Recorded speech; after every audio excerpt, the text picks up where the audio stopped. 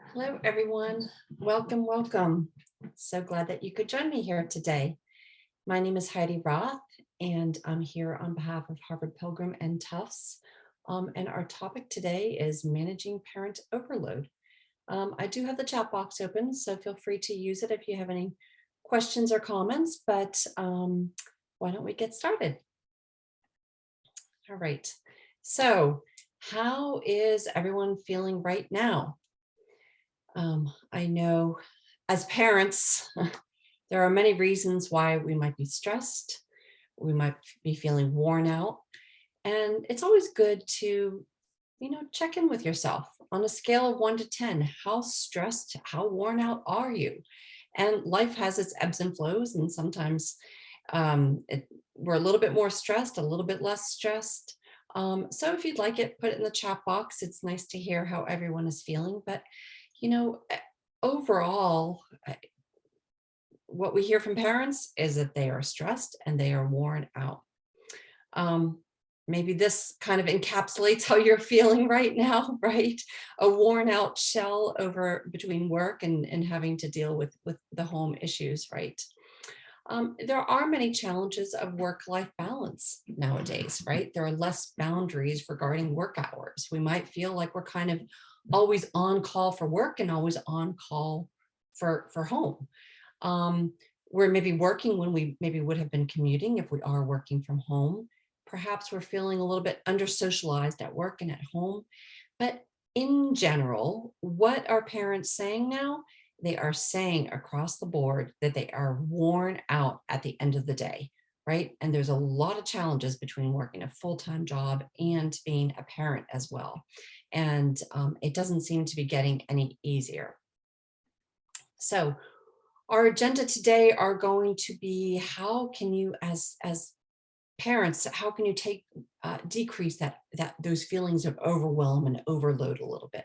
We'll be talking about letting things go, setting schedules, working from home, and managing stress.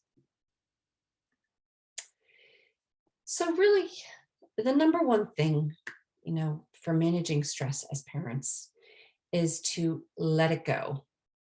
What do we want to let go, right? The guilt that we're not perfect parents, the guilt that we're not maybe doing every single activity with our kids. I mean, we all have our own different types of guilt, but I think as a parent, maybe that comes along with the job, right? The perception that everything has to be perfect and that we have, including ourselves, right? That we have to be perfect parents and the schedule has to be perfect. Maybe we need to let go of unnecessary tasks, unnecessary chores, right? When my kids were little, I think they were around 11 or so. I said, okay, you know what? It's time you guys did your own laundry. Here's the washing machine. Here's the on button. Here's the dryer. You're old enough now, you can do your own laundry. Now, there was a lot of letting go there because they didn't really fold their clothes the way that I thought they should be folded, and if they got even folded at all. But you sometimes have to let go of that perfectionism. Now, the other thing that can help us out too is by saying no to say yes. Has anyone heard this before? What does this mean? So many times we get asked to do things, and sometimes we tell a little white lie and we say no, I can't do it, and then we feel guilty about it.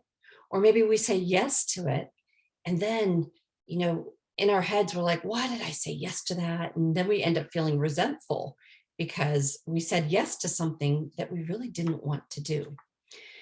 So keeping in mind that th- we get asked to do so many things, right? Whether it's putting things on our schedule for the kids, attending family events, work things. And one way to think about making it easier to say no is that by saying no to things that don't align with your values, with your goals, with the way that you want to spend your time, that by saying no to those things, you're actually saying yes to all the things that you want in your life and for the life of your family as well. And when you think of like by saying no, I'm actually saying yes to what's important to me. it can make it a little bit easier because many of us, and feel free to put this in the chat box, but many of us have a hard time saying no, right? And then we say yes, but we feel resentful. So letting go of the guilt, letting go of unnecessary things, and letting go of that idea that we always need to say yes to everything. So, number two would be having some compassion for yourselves. I think nowadays more than ever, this is kind of, concept of we have to be perfect parents, we have to raise perfect kids, and we have to do all these activities with them. And, that's where the helicopter parent came about, right? Um, but, asking yourselves, are your kids fed? Are they clothed? Are they housed? Provided with the tools they needed for school? Provided with warmth, love, and consistent limits and boundaries? Give yourself a pat in the back. You have done a great job. Those are the main things that kids need. People in my age group, we kind of joke around sometimes as we've been raising our own kids, comparing to how we were raised. We were raised with, we joke around, we were raised with benign neglect because our parents kind of said, oh, you go ahead and do that. And, as long as you were home by dinner at 6 o'clock, like you were good, right? And maybe you can identify with that. But nowadays, parents feel like, oh my gosh, there's so many things that I have to be involved in and I have to do all that. Take a deep breath, right? You have done a wonderful job as a parent and fulfilled your job as a parent. You could even argue if you have done these things for your kids. Provide, give them the basic needs, provided them with warmth, love, and consistent limits and boundaries. So, number three would be to set a schedule. Kids thrive on routine, right? This is all part of setting those consistent limits, those boundaries. Boundaries make them feel safe. And so, some families do it differently than others, but as long as you have a general bedtime, a general meal times, kids know that they're going to get fed dinner on a pretty routine basis. It's good for the whole family. It's not just good for the kids. As adults, we even know, and there's a lot of research showing that having a general bedtime as adults is a really good thing and can really help us to sleep better at night. So, how can you go about not only for your kids making a general bedtime for them, but making a bedtime for yourself as well can be a really good thing. Part of setting that schedule and is separating out the work time and the free time. This can be especially challenging for people that work out of the house. And it can be really hard to know, am I working now or is it family time now? And granted, there's a lot of benefits from that, right? You can maybe be at the table answering some routine emails while your kids do their homework, and that's kind of a nice thing, right? But at the same time, it can potentially lead to this feeling that we're always have to be on. We're always, answering emails. Am I with my family now or am I working now? And so, as much as possible, try to separate out that work time and that free time. And part of that might be separating out the work zone and the living zone. Um, and when you're working all over the house, it can be hard to know sometimes, am I working or is it family time now? So the more we can differentiate that, the better it can be. One of the things that can be helpful too is the end of day transition ritual. And, have you ever found yourself at dinner and maybe, your partner asks you, hey, what are you thinking about? And you're like way deep into work and you're thinking about work because what happened was that you had shut your laptop and you went straight into family time and with no transition whatsoever. And having like that kind of transition ritual, we used to have it when we maybe rode the bus home from work or in the car on the way home. And maybe you still have that transition ritual, and that's great. But For people that are working kind of a hybrid environment or maybe working out of the house, a lot of times now we have no transition ritual anymore. We're going straight from, closing our laptop to straight into family time, and we don't get that little kind of buffer zone to ourselves. Um, and even if you are driving home, maybe you still need a transition ritual before automatically just going straight into family time. So, what kinds of things could you do as a transition ritual? Maybe you tidy up your work area, you log off your computer, right? So that you're not tempted to be answering emails all night long. Create tomorrow's to-do list so that you don't have to kind of think about like, oh, what do I need to get done tomorrow? Maybe you review, savor the accomplishments of the day, and then think of the plan for the night. What is it that you want to do for the night? What kind of time do you want to spend with your loved ones? Is there anything fun that you could do? What kind of activities could you do? Or and not that you have to have something fun planned every night, but what kind of things are you looking forward to in terms of spending time with your family? Maybe that transition ritual is just, maybe listening to some music, just having a little bit of time to yourself, whatever it might be. It can be very helpful to have that ritual. So number 4, in terms of managing parent overload, is to reshuffle family expectations, right? And many times as parents, we get into this routine where we work all day and then we come home and we do all the work in the household, and the kids don't end up helping because, oh, they're so busy with school, and oh, they're so busy with activities, and oh, it's just easier for me to do it by myself. And the thing is, though, that if you are working all day long at a full-time job, you need some help. And kids can and should help. And it's part of being part of a family. And I know many times it's just easier to do it yourself, but it teaches a lot of values to kids, teaches them how to do things for themselves. And there's a lot of benefits in having kids help.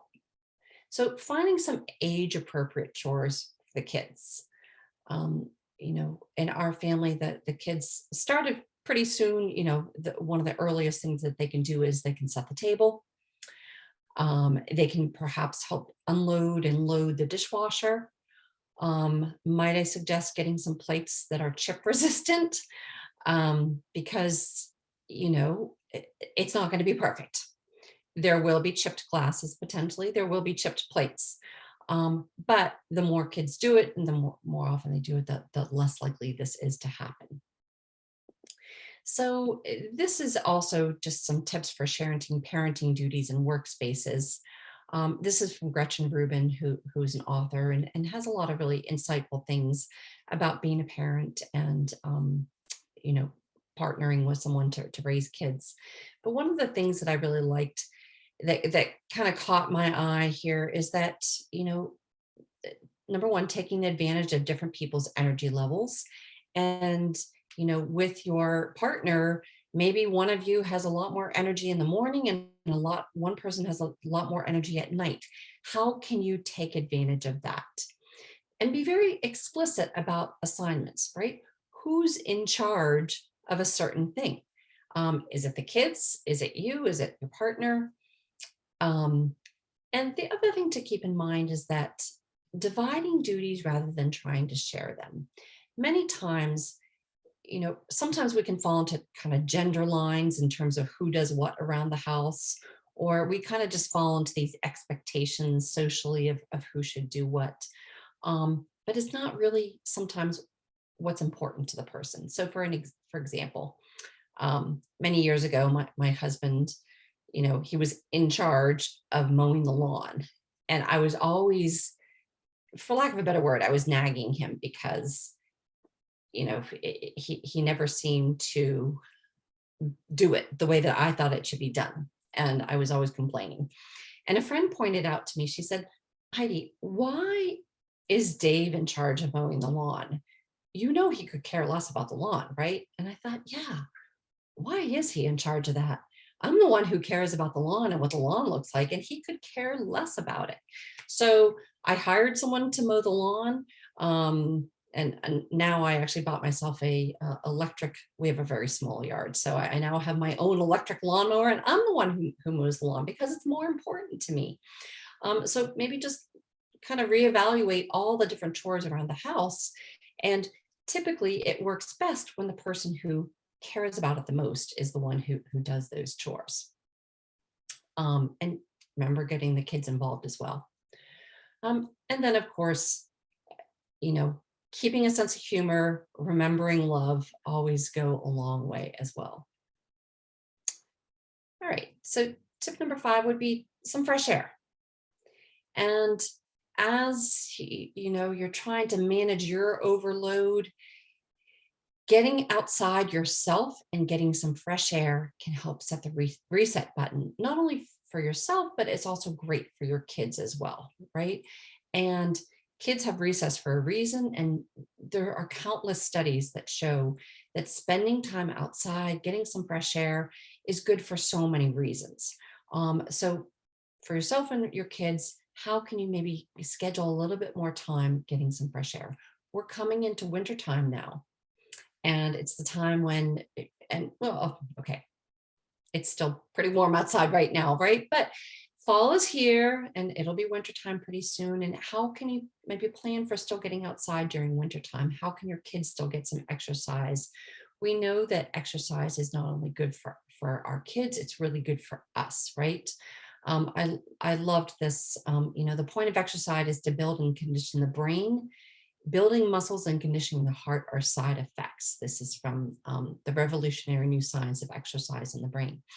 And it's true, countless studies really show that for our kids, for their concentration, for ourselves as adults, trying to always boost our attention and focus, exercise is the number one thing to do to boost your attention and focus, whether it's kids or as adults, right? And you can see the difference in brain scans with kids with exercise and no exercise in the activity of their brain.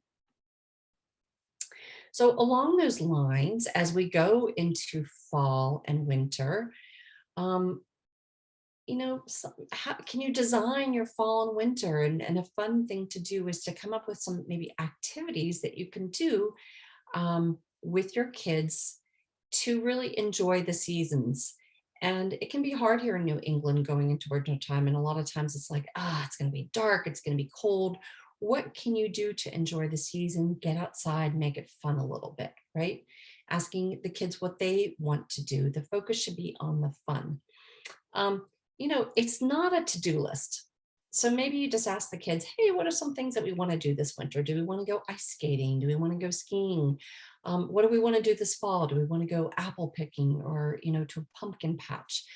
It's not a to-do list. It's meant to be fun. It's not something else that you feel like you have to do to be this perfect parent.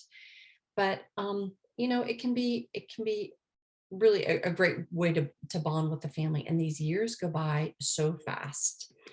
Um, so, including a different mix of activities, trying something new, maybe some are indoor, some are outdoor, some are nighttime, some are daytime. If you live in Massachusetts, we have the Trustees of Reservations. I don't know if anyone is familiar with them. They're a nonprofit group and they have so many lovely outdoor activities and different farms, and they own a lot of different properties throughout Massachusetts. And they really kind of sponsor like these little fun events. And here, this is one of them that you can go to see all these. Literally, they have like thousands of jack-o'-lanterns. So, you know, that could be a really fun event. I know I go with the kids. We go with the kids in the winter time. We go to see the holiday lights, and a lot of these trustees properties have these beautiful holiday lights up. So, kind of plan in advance though, because a lot of these have tickets and they go really fast. And I do love this quote: "The days are long, but the years are short." How many times as a parent do you feel like, oh my gosh, when will this day end? Oh, I have to do this all over again tomorrow. And, you just feel overwhelmed, like, oh, these days are so long. Taking a step back and realizing that the years are short and that the days do feel long, but man, those years go by quickly. And before you know it, your kids are out of elementary school, they're out of middle school, they're starting college. And, I was just thinking to myself this morning, I'm like, I wish I had known when my kids were small, like, oh, this is the last time they're going to sit in my lap. This is the last time they're going to hold my hand. But you don't know that, right? But you do have all these kind of last events as your kids grow up. And so, kind of the takeaway is, even though it's tough, it's challenging, as much as possible, savoring it as much as you can, because before you know it, they are gone and grown up. All right, so moving on then to number 6 is to have kids help themselves. There's kind of this trend now with something called free range parenting, right? And letting the kids kind of go off and explore a little more and do more for themselves. But, encouraging your kids to think for themselves before always calling for help. This is important too if you are working out of the house, if you are in one of those hybrid situations, right? How can siblings help each other? How can they maybe solve the problem on themselves before always calling for your attention? If they do need your attention while you're working, right, be very clear about when you're working and when you're not working, right? This is where setting kind of some boundaries and setting a schedule can come into play. Maybe you put a sign on your door. Maybe you don't have a door, so maybe you put a hat on your head or some way to let the kids know that you are working now. Maybe you set an alarm or a timer, and I need to get some deep work done for half an hour. Nobody is to bother me in this half an hour unless, someone is bleeding and needs an ambulance, right? But otherwise, you can wait. Or one thing too is to maybe you have a little book that they can write down all their questions and all the things that they need from you so that they remember it when your time goes off and you say, okay, what do you need? They can go to their little book and say, okay, this is what I need and this is the questions I had, and then you can go through it. So teaching them to kind of learn to wait. Sometimes while you're trying to work, or even not, you kind of get into these sibling fights, right? Feel free to put into the chat box if you have a foolproof thing, fix for sibling fights. Maybe you have a job jar. This is what we did in our house, right? And when the kids would fight, I would say to them, oh, you guys have time to fight. Maybe you have time to do an extra little chore. And why don't we go to the job jar? And we had a little jar of like different various chores that needed to be done around the house. And they would always say, oh, no, we're good. We weren't fighting. Maybe you have a money jar and they have to maybe put a quarter in if they're fighting. Maybe some parents make the kids sit on the couch and hold hands and hug it out. So, there's different things to do with these sibling fights, but typically spending one-on-one time with each child, so that everyone kind of feels like they are getting the attention that they need can also be helpful. I'm bored, right? Maybe now that we're back in school, you don't hear this anymore, but maybe during the summertime, you heard this a lot. Keeping in mind that boredom is a good thing. It fosters creativity and resourcefulness. Sometimes not the type of resourcefulness that you always want, but it does foster that creativity, and being bored is a good thing for kids. They don't need to be entertained all the time, right? So if you continue to hear that I'm bored, once again, I'm telling you the job jar can be really helpful. Hey, you're bored? That's wonderful. I've been needing some help with some of these chores. Why don't you help me do, XYZ? And typically, at least with my kids, they would run off and say, oh, no, we're good, right? We don't need any extra chores. I'm hungry. Maybe you've heard that. So the question is, are you really hungry, or are you bungry? And bungry is, a term that we used in our house, and it's you're bored, you're hungry because you're bored, right? You don't have anything to do, so let's have a snack. So if you are trying to get some work done, maybe you pack the kids already snacks for when they come home from school, and these are your snacks. And once they're gone, and we'll be having dinner at 6 o'clock. Maybe you teach your kids some easy snacks to make. Bean and cheesers are basically a tortilla shell with some black beans on it and some shredded cheddar cheese. Pop it in the microwave for 5 minutes, put some salsa on it, and that's a bean and cheeser. Ants on a log.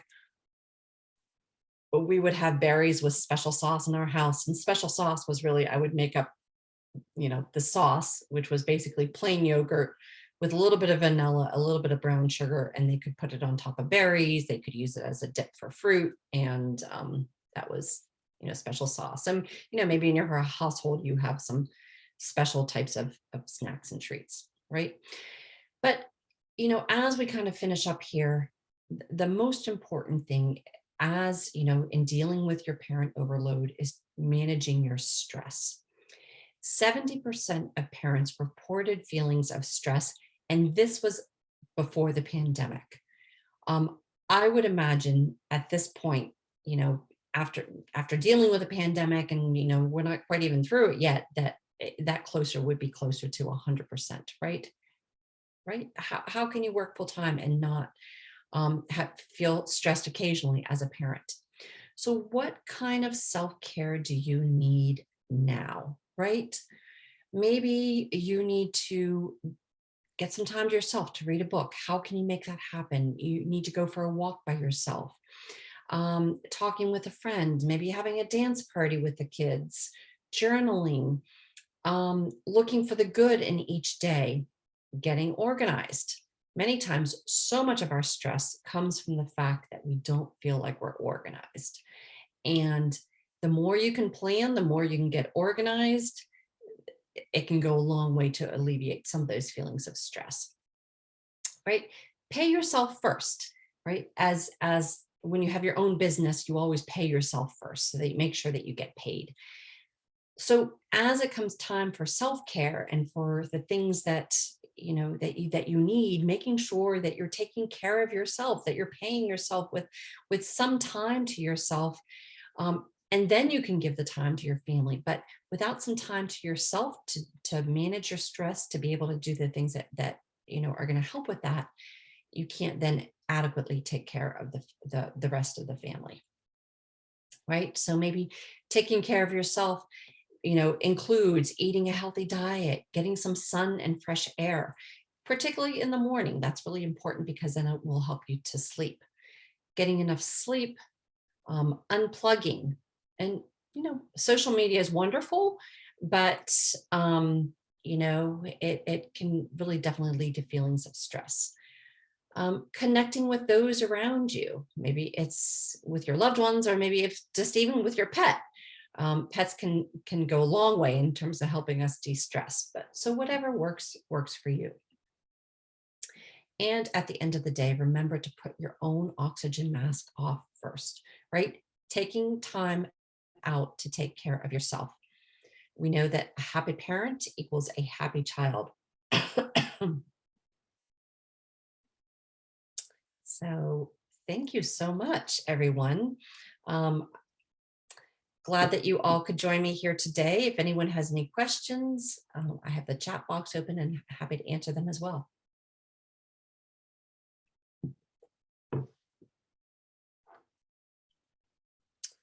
All right. Not seeing any questions, so we'll go ahead and say goodbye. And thank you all so much for joining me here today. Oh, I do see one in the Q&A. How can we get the slides? This webinar will be posted on the Harvard Pilgrim site. Andrea, do you want to put in the chat box? Is there any way in particular that anything that they need to do to access that? Okay. So we'll put it up in the chat box in one moment.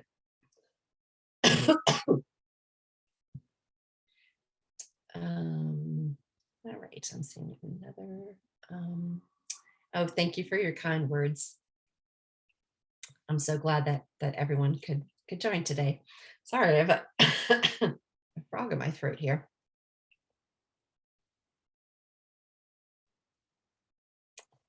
Okay.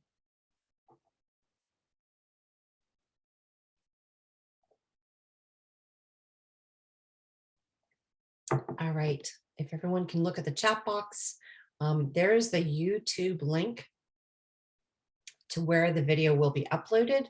And it will be part of just the collection of videos. So feel free to go to that. That's the Living Well Point 32 Health site on YouTube. So thank you so much, Andrea, for your help. And thank you everyone for joining us here today. So glad that you could join us. We'll see you later. Have a good rest of your week.